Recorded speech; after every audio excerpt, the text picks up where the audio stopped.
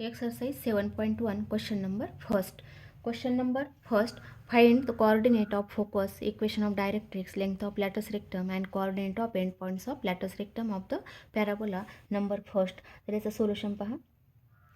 Solution of first. मग first equation of parabola is y square equal to 24x and therefore y square equal to 24 divided by 5x अशा फॉर्ममध्ये येईल. Comparing with मग कोणत्या फॉर्ममध्ये दिसतो हा parabola Y square equal to 4ax ह्या फॉर्ममध्ये दिसतो. देअरफॉर 4a इक्वल टू 4aची व्हॅल्यू किती मग 24 डिवायडेड बाय 5. देअरफॉर एची व्हॅल्यू किती मिळेल 6/5. a equal to 6/5. Therefore coordinate of focus s having coordinate a0 that is s having coordinate 6/5 0 high focus and equation of directrix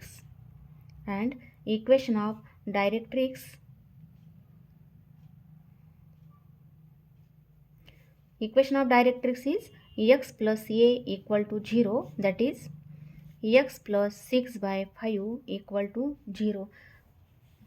Therefore 5x plus 6 equal to 0 अशा फॉर्ममध्ये सुद्धा आपल्याला equation of directrix लिहिता येईल. त्यानंतर काय म्हटलं end points of लॅटस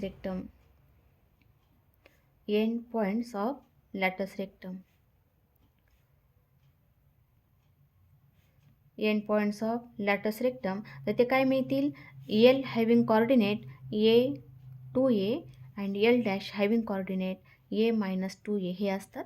therefore L having coordinate एची व्हॅल्यू आलेली आहे 6/5. 2a म्हणजेच किती होईल 12/5. त्यानंतर L dash having coordinate 6/5 minus 12/5 हे मिळतील end points of latus rectum. And length of latus rectum equal to 4a that is equal to 4 multiply 6/5 म्हणजेच किती येतं 24 डिवायडेड बाय 5. हे झालं नंबर फर्स्ट. नंबर सेकंड पाहूयात. Number second equation of parabola Y square equal to -20x comparing with आता हा जो parabola आहे हा कोणत्या फॉर्ममध्ये दिसतो आपल्याला Y square equal to -4ax ह्या फॉर्ममध्ये y square equal to -4ax. Therefore comparing we get 4a equal to 20 आणि देअरफॉर a इक्वल टू किती मिळेल 5.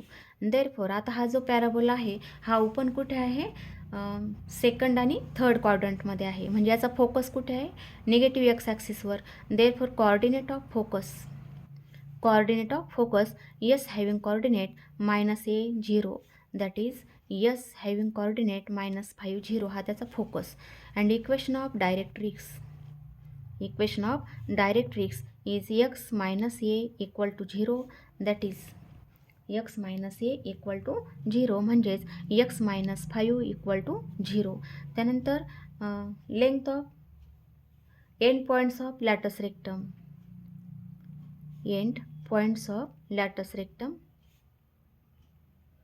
L having coordinate -a to a and L dash having coordinate -a-2a and therefore L having coordinate -a म्हणजे -5 2a म्हणजेच किती होईल 10.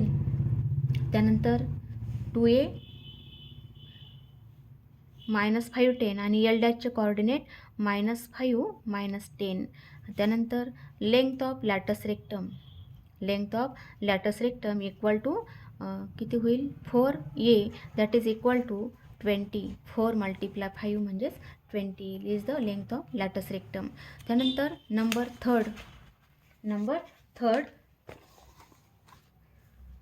Third equation of parabola is 3x² equal to 8y. 3x² equal to 8y. Therefore x² equal to dividing 3 on both sides we get 8/3y. Comparing with आता हा parabola आपल्याला कसा दिसतो कोणत्या फॉर्ममध्ये दिसतो x² इक्वल टू 4by ह्या फॉर्ममध्ये दिसतो. देअरफॉर कंपेअर जर केलं तर 4bची व्हॅल्यू किती दिसते 4b equal to 8/3 and therefore dividing 4 on both sides we get b equal to 2 by 3. b equal to किती मिळेल 2 by 3. therefore फोकस, मग याचा जो फोकस आहे हा पॅराबोला ओपन कुठे असतो, फर्स्ट आणि सेकंड क्वाड्रंटमध्ये. म्हणजे त्याचा जो फोकस आहे हा असतो वाय ॲक्सिसवर. Focus is at S having coordinate 0 B. Therefore S in bracket 0 2 by 3 हा त्याचा फोकस. त्यानंतर डायरेक्ट्रिक्स इक्वेशन, मग डायरेक्ट्रिक्स इक्वेशन काय येईल, Y plus B equal to 0. Y plus B equal to 0 that is Y plus 2 by 3 equal to 0 किंवा काय येईल 3y plus 2 equal to 0. And end points of latus rectum, end points of latus rectum are L having coordinate हा असतो बी. त्यानंतर इथे किती 2b आणि L डॅशचे कॉर्डिनेट -2b बी. कारण हा फोकसवर डिपेंड ठेवायचा हा कॉर्डिनेट जो आहे, म्हणजेच फोकस इथे बी आहे म्हणून याचा वाय कॉर्डिनेट बी लक्षात ठेवायचा. फोकस जर A0 असेल तर त्याचा एलचा एक्स कॉर्डिनेट ए असेल. अशा फॉर्ममध्ये हे कॉर्डिनेट लक्षात ठेवायचे पहा. त्यानंतर देअरफॉर एल हॅविंग कॉर्डिनेट बीची व्हॅल्यू किती आली आहे 2 by 3 आणि 2b किती येईल मग 4 by 3 येईल. 2 मल्टिप्लाय 2 by a म्हणजेच 4 by 3 and L dash having coordinate -4 by 3 2 by 3. आणि length of latus rectum, length of latus rectum ही किती मिळेल 4b that is equal to 4 multiply 2 by 3 म्हणजेच इक्वल टू आन्सर येईल 8 by 3. त्यानंतर number 4, तर number 4 equation of parabola आहे x² equal to -8y. Comparing with, आता हा जो पॅराबोला आहे हा कशाबरोबर कम्पेअर करता येईल आपल्याला, 4 पॅराबोला पाहिलेले आहेत आपण. हा कम्पेअर कशाबरोबर करायचा, x² इक्वल टू -4by याबरोबर कम्पेअर करता येईल. आणि कम्पॅरिझन केलं तर 4bची व्हॅल्यू पहा किती दिसते, therefore 4b equal to 8. Therefore b equal to 2 येईल, b इक्वल टू 2. देअरफोर मग त्याचा फोकस हा कुठे असेल पहा. हा जो पॅराबोला आहे हा ओपन कुठे असतो, निगेटिव्ह वाय ॲक्सिस म्हणजेच थर्ड आणि फोर्थ क्वाड्रंटमध्ये ओपन आहे. म्हणून याचा फोकस हा आहे निगेटिव्ह वाय ॲक्सिसवर.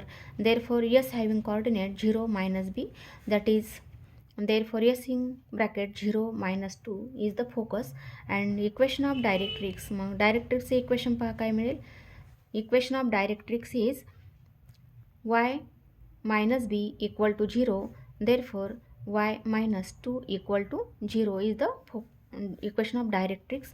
त्यानंतर end points of latus rectum, end points of latus rectum. End points काय येतील मग, एल हॅविंग कॉर्डिनेट फोकसवर डिपेंड ठेवायचा हा -b.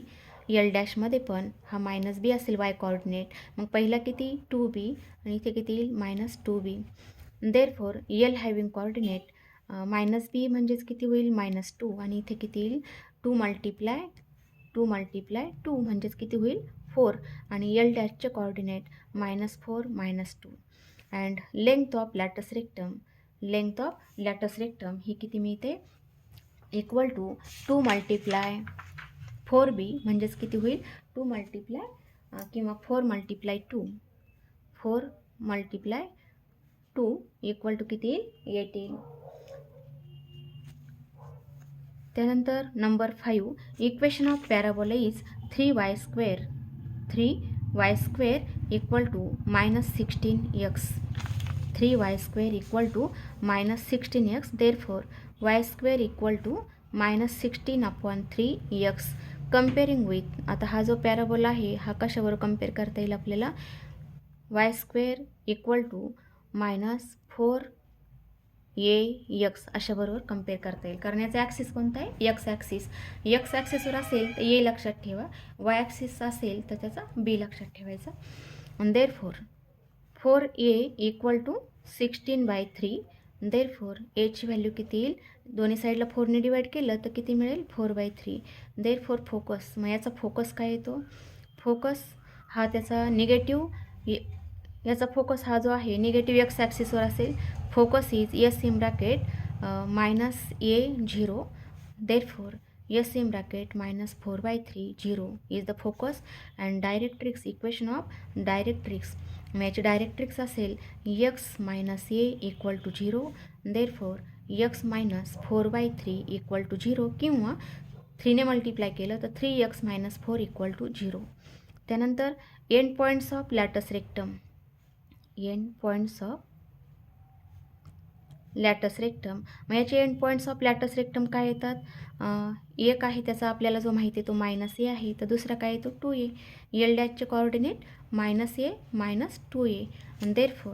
Therefore L having coordinate minus A म्हणजे मायनस 4/3, 2a म्हणजे 2 मल्टिप्लाय 4/3 किती येईल 8/3, आणि एल डॅशचे coordinate minus 4/3 minus 8/3, minus 4/3 minus 8/3. And length of latus rectum हे किती येईल 4a, that is equal to 4 multiply 4/3 म्हणजेच 16/3 इक्वल टू 16/3 ही मिळतं लेंथ ऑफ लॅटस रेक्टम. त्यानंतर question number second. Find the equation of parabola with vertex at origin, axis along Y axis and passing through the point. मग याचं solution पहा. Axis कोणता याचा? Axis is along Y axis. मग axis along Y axis, मग Y ॲक्सिसमुळे दोन सारखे भाग करणारी जी डायग्रॅम आहे ती अशा पद्धतीने. ॲक्सिस इज हा वाय ॲक्सिस त्याचा ॲक्सिस आहे. Axis is why axis. मग असे पॅराबोला कोणते आहेत पहा. असे पॅराबोला आहेत x² इक्वल टू 4by, म्हणजे वाय ॲक्सिस असेल तर x² इक्वल टू 4by, किंवा x² equal to minus 4by, असे दोन पॅराबोला आहेत वाय ॲक्सिस असणारे. आणि मग हा जो पॅराबोला आहे आता आपण पहिला कन्सिडर करायचा. This parabola x² equal to 4by passing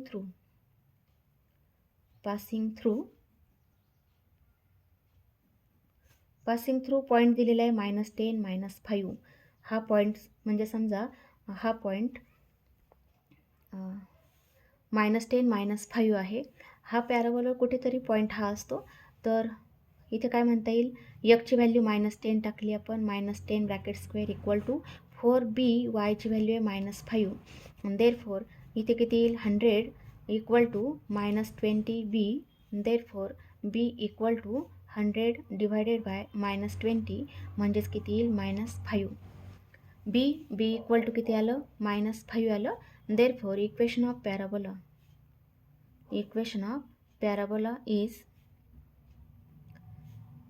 parabola काय येईल मग x² इक्वल टू, आता इथे आपण बीची व्हॅल्यू किती टाकली -5y, that is x² equal to -20y is the equation of parabola. कारण आता इथे पहा याच्यावरून सुद्धा लक्षात येतं हा जो पॉईंट आहे हा कोणत्या क्वाड्रंटचा आहे, थर्ड क्वाड्रंटचा. म्हणजे पॅराबोला हा जो ओपन आहे हा कुठे असतो, थर्ड आणि फोर्थमध्ये. मग थर्डमधला हा पॉईंट दिलेला आहे, म्हणजेच इक्वेशन ऑफ पॅराबोला काय येतं x² इक्वल टू -20y येईल. त्यानंतर question number 3. Find the equation of parabola with vertex at origin, axis along x axis. त्याचं सोल्युशन पहा कसं लिहिता येईल. ॲक्सिस अलॉंग एक्स ॲक्सिस, मग एक्स ॲक्सिस असणारे दोन पॅराबोला आपण पाहिलेले आहेत, हा एक आणि ह्या साईडचा एक. तर याचं इक्वेशन काय होतं y² इक्वल टू 4ax असं आहे, आणि दुसरं होतं y² इक्वल टू -4ax. मग this parabola y² equal to 4ax passing through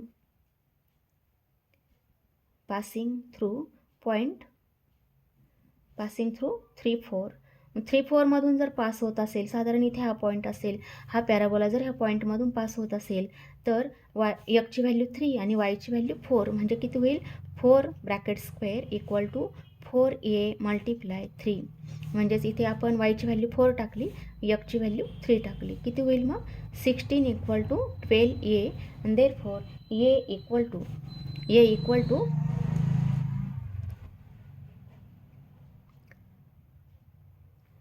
मग एची व्हॅल्यू किती मिळते पहा.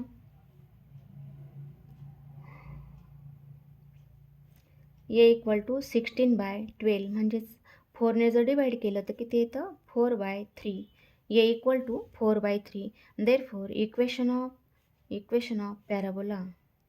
मग इक्वेशन ऑफ पॅराबोला ते काय येईल y² इक्वल टू 4a, एची व्हॅल्यू आहे 4/3 multiply x. Therefore, y square equal to 16/3x is the equation of parabola passing through 3, 4. म्हणजे इथे काय ॲक्सिस कोणता होता, ॲक्सिसवर डिपेंड आहे equation. Axis is x axis. Axis जर एक्स ॲक्सिस असेल म्हणजेच त्या कर्वचे दोन सारखे भाग करणारी लाईन, तर तो ह्या पद्धतीचा आहे. Y square equal to 4ax किंवा Y square equal to -4ax असे आहेत.